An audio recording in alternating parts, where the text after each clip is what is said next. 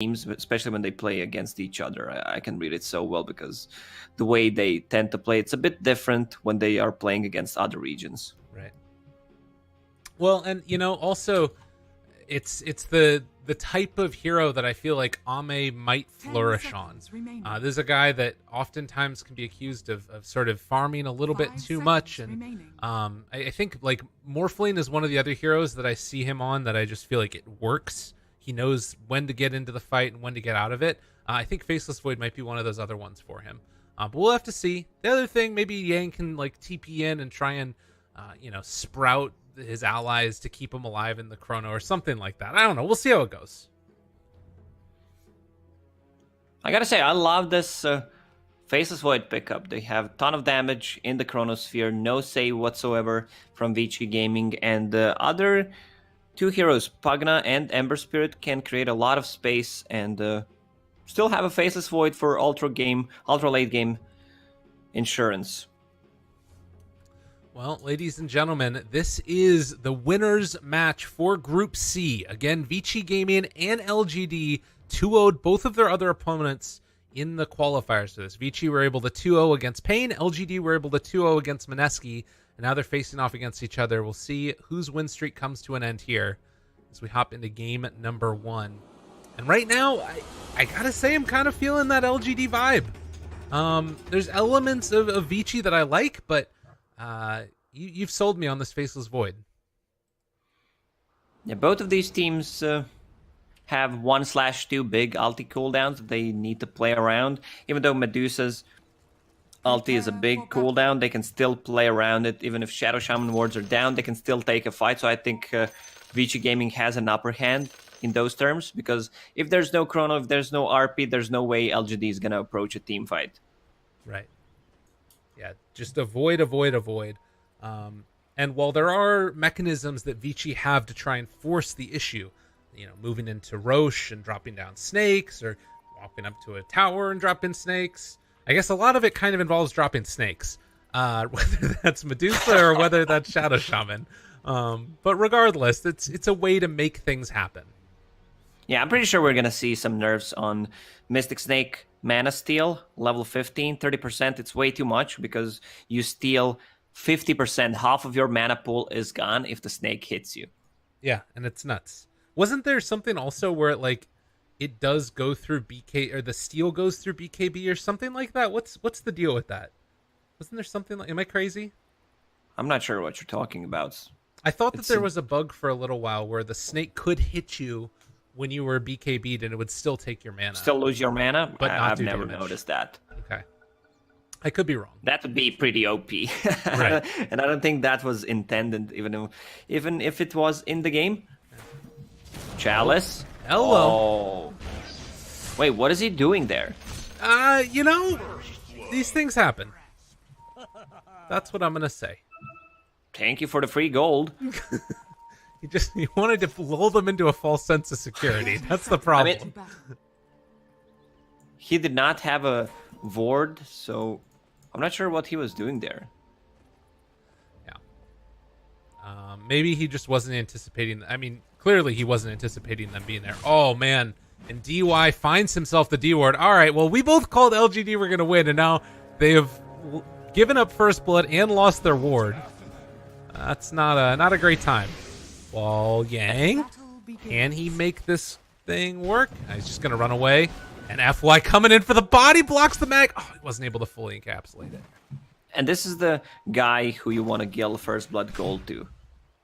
Shadow Shaman, Fade on that position for a minute. It feels like, at least for me, the best players in the teams are position 4 players. I don't know how you feel about it. At least my favorite ones. The favorite players are? I could dig that. Yeah, I think so. It's because there's just you see so much more of the early game in Dota. Like, games either end early. There's always an early game, no matter what. And supports are the coolest in the early game, right? All right. So that's going to be a full tri-lane for now?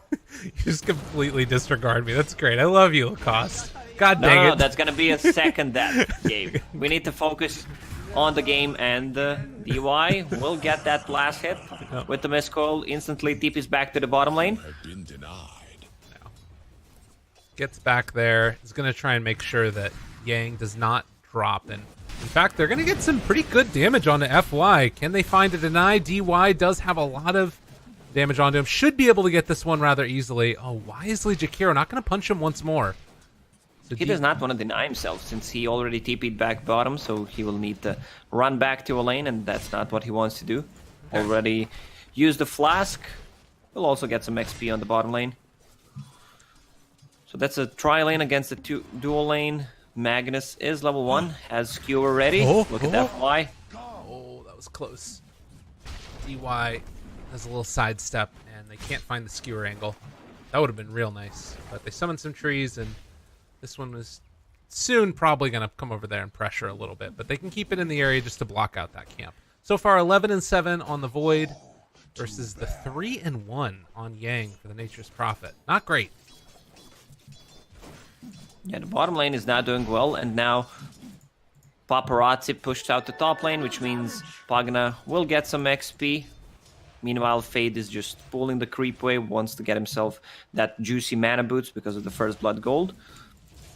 You get that early on a Shadow Shaman, and the rest of your game is just going to be easy peasy, particularly because Chalice is still just level 1.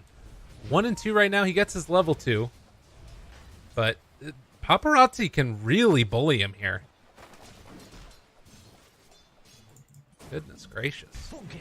He's just faking a stun, also has another point for bigger AoE, so he can land it easier. Fade. Can he make another pull? He's going to try to. There are not a lot of creeps here, but he will be able to get the stack simultaneously. It looks like he's actually not going for the pull. He's going to go for the wraparound and maybe kill onto Chalice here. If they can get the range, stun not going to be there. That would have been a kill otherwise. Bottom lane, there's a bash on DY. Deny has 5 stick charges as well, waiting for the damage over time, and gets the deny onto Ame. But it is all... Actually, no, they don't have any sticks in the LGD lane. A little surprising. They're playing against dual lane, a Baton spams of spells, but Nature's Prophet does not. And Ame, he already has Morbid Mask, 2 points in time lock on top of Empower. We're probably going to see some stacking in this game. Yeah. No. Let him get farmed up and can become that ridiculously strong carry that we all know and love in the Void. Paparazzi going to keep the creep wave right there in front of his tower so that the Pugna can't really come and contest it all. Chalice, while he's very swift, 382 movement speed, they have some really strong lockdown. And Chalice using the Creepify on his own range creep, so the lane should push towards him. But Vici doing a good job just denying the creep wave. And let's see how that works out. There's a bottle for Lashrak. He does not have boots, so he's pretty hard to catch unless there's Fade. That's level 2 Shackles. The combo comes out perfectly, and they will take down Chalice. There was a rotation coming, smoked up X Nova, where maybe they wanted to make something happen, but it will not work out. Now it's going to be the 5-minute bounty runes that LGD will take. Gets the business as he comes back into lane from Paparazzi. But Paparazzi with that bottle won't be able to get both of the bounty runes. Meanwhile, DY skewers him out of there. So LGD, looks like they will be able to find 3 out of the 4 bounty runes. Although the deny comes out, so it's only 3 of the 3. 2 of the 3. Ame needs to bring some kind of a region to the bottom lane. Has Morbid Mask, but I'm not sure if that's enough to sustain. He's getting harassed by a Blightstone Nature's Prophet. FY has some tangos if he wants to share them. Also, they have a shrine to work with. And I mean, this is the problem. Like the miscoil damage, even at just at level 1, 120 damage for 50 mana. It's absolutely insane. And Ame, if he's not careful, might just end up getting brought down. Needs to be really wary, and that's a dead Ame! They wanted to go for a plate, but actually Nice counterplay from Abaddon. Uses a shield, which actually explodes, and with level 2 Mystic Coil, they managed to bring him down. Top lane, they find the kill into X Nova as well, and it's all Vici Gaming 6 minutes in, and it's a 2,000 gold lead just out of the laning stage. They are destroying LGD. Man, he wishes that he got that shared tango from Magnus. He would not die there, and now he bought some tangos of his own. Well, and, you know, as much as, yes, there isn't a ton of spell spam on here, I do still feel like a couple of stick charges from either Treants being summoned or from the Mistcoil, and Ame probably lives, but it's just, it's so hard to keep in mind the pressure that comes out of that ABBA early on. Oh, Yang. Try to go for some cute little play on the bottom lane to use Sprout on the siege creep, try to get a deny, but Ame ate the trees with the Quelling Blade. Magnus can't get close to use the Skewer back. Look, it's Fade's positioning on top. But seems like Chalice knows something is up. Oh my god, Fade is so farmed. He has Mana Boost and Etherlance Recipe. He's 800 gold away from Etherlance. Yeah, Fade is going to be a monster this game. These Shadow Shamans that start to come online early, and wisely Chalice is staying as far back as he possibly can, but now Paparazi, 3 points in Edict.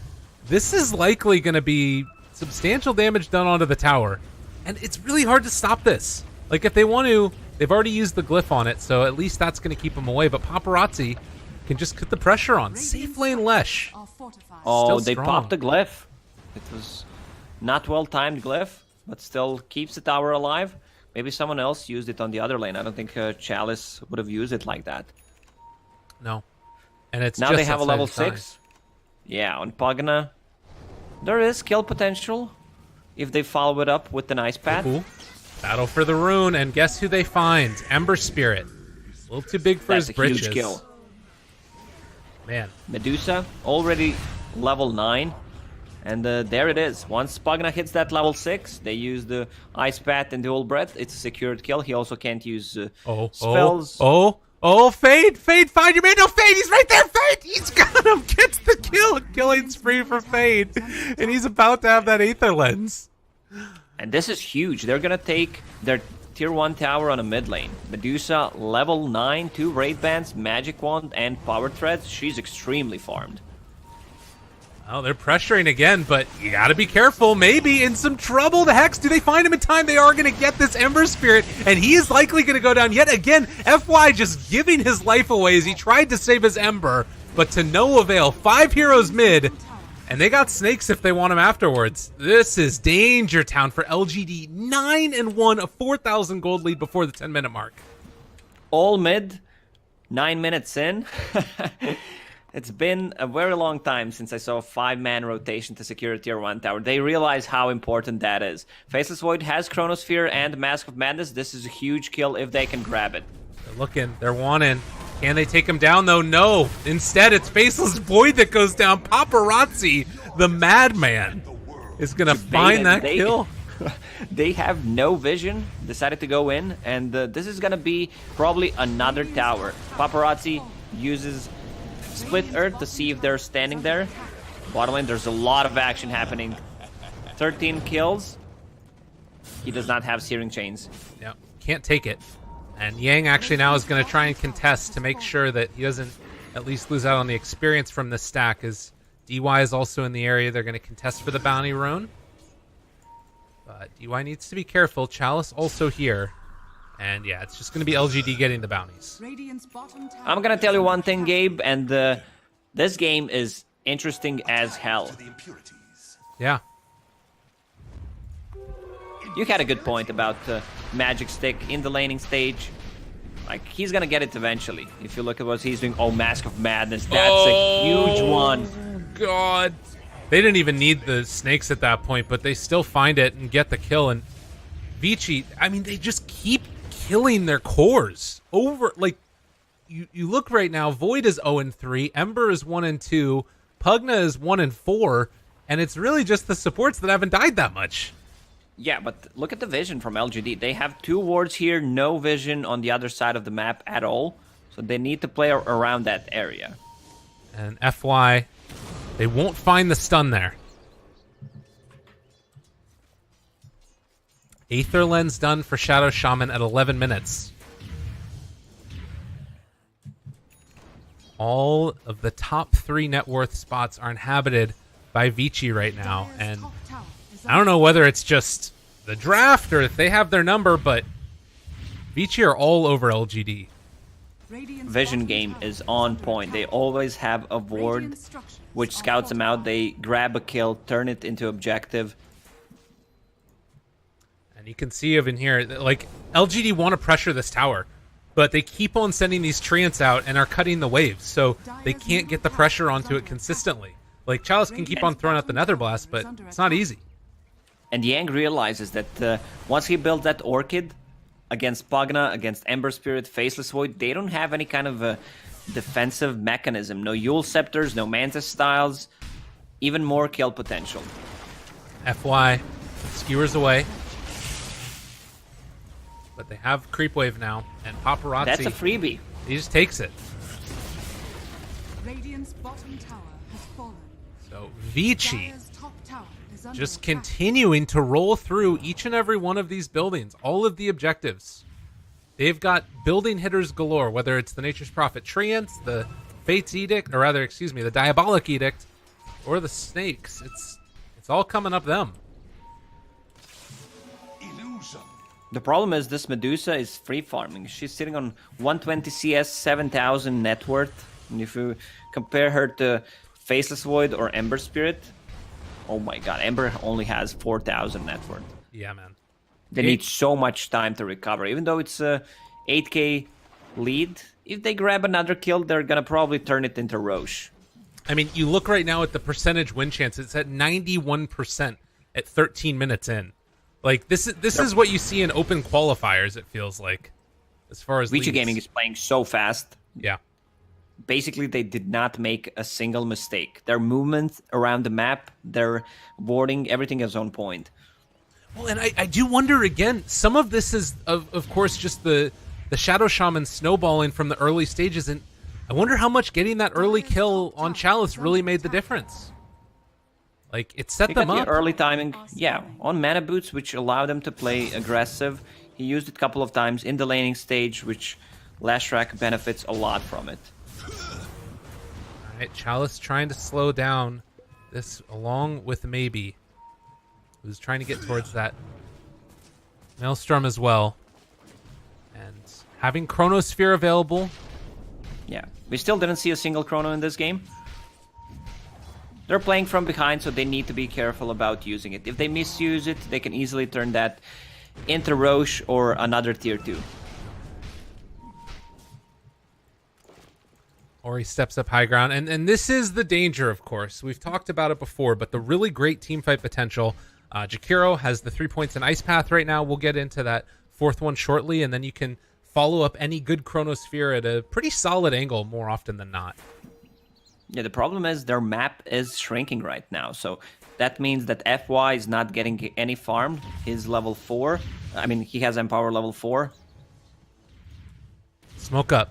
Make something happen. Ame has to find a good target. And Paparazi is a pretty good one, if they can get this kill.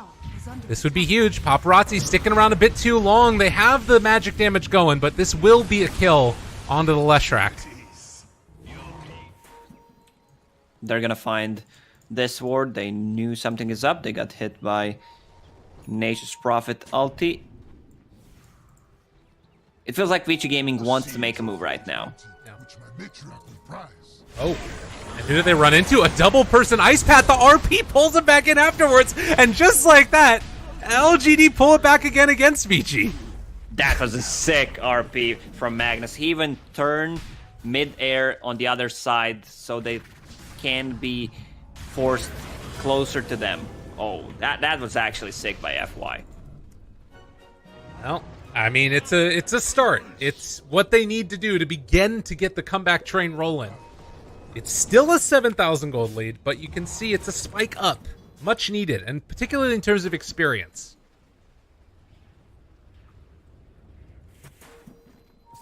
So Medusa is level 15. That Mana Snake talent is 50% of your mana pool right now. Radiant's top tower is under attack.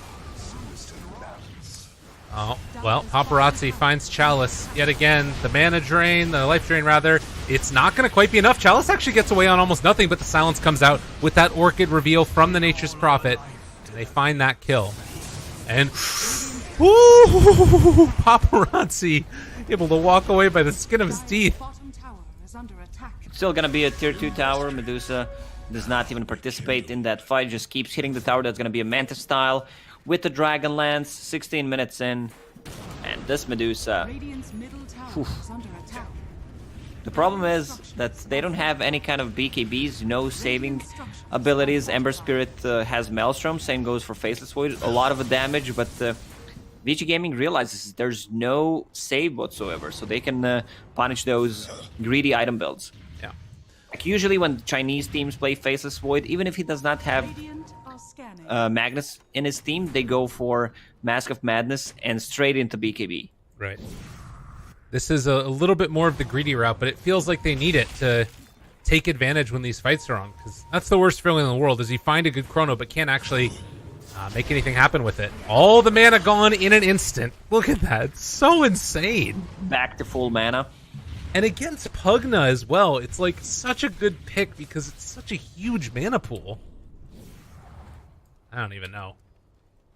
I mean, you can steal 700 mana if you hit Pugna. Yeah. It's no joke. Top lane? I mean, this game is far from over. Oh, wait. That's a problem, though.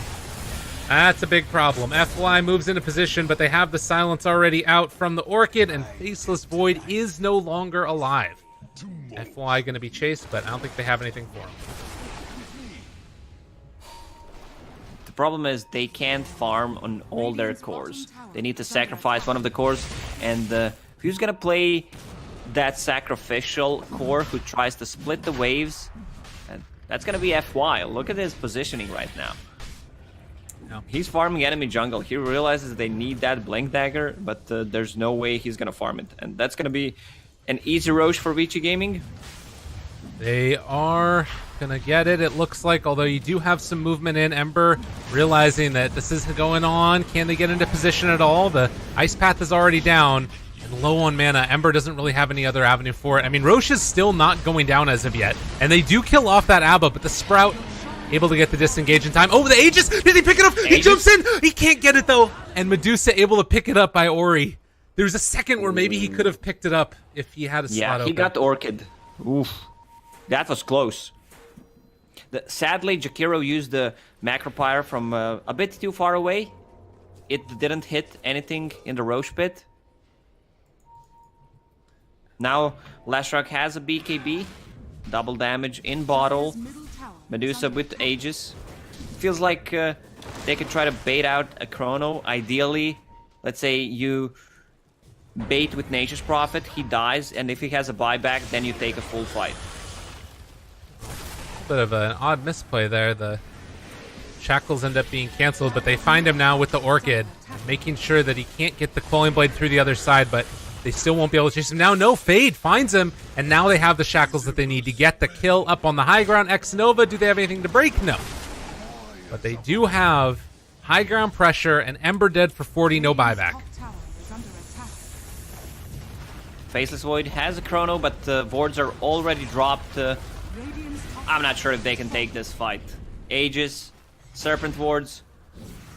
They really need everybody. Ame loses all of his mana, and he doesn't have enough to chrono now. He doesn't have enough to jump in chrono just because of that one snake that Ori throws out there. Frog. That's right. Give him a croak. I love the combo of Nyx Assassin, if somehow you can get it. Saw it during the last minor quite a lot.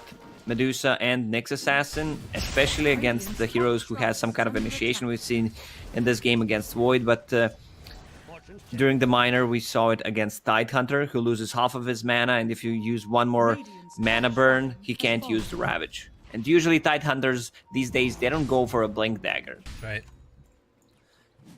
Much more often we're seeing the just Guardian Greaves sometimes, whatever they end up needing to go for. But in this game, They just don't really have great answers. They're trying to get towards their BKBs. And, well, they find themselves the Ember yet again. Somnus M will perish. And Paparazi on the other side, after picking him off, Ame was able to kill Yang. This is not it. They killed Yang with the Chronosphere, but now they can't take a fight. Right. This is the problem with Faceless Void as a hero. Well, and they're going to pressure this tower, try and take it down. Right now, Magnus is still a couple of 100 gold away from finishing off his Blink Dagger, but they need it now. They need everything, and it just doesn't feel like they're going to find it. Fade with the long-range shackles. They find their man. They get the kill, and he's dead for 45 as well.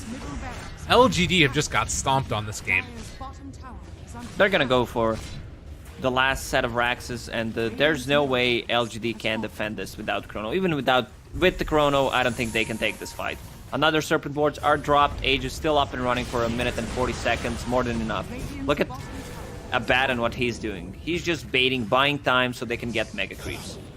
And he might end up dying here in the end, although, well, not quite as of yet. Gets the orb as well. Look at these shackles range coming from Fade. They find the two-person stun. They get the kill.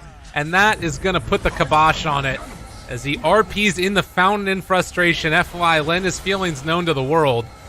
GG Vici. Looking good. Yeah, Vici Gaming, very clean performance. I would say that this is probably the cleanest game we've seen so far, at least the ones that we were casting and the ones that I saw. So overall, very nice performance.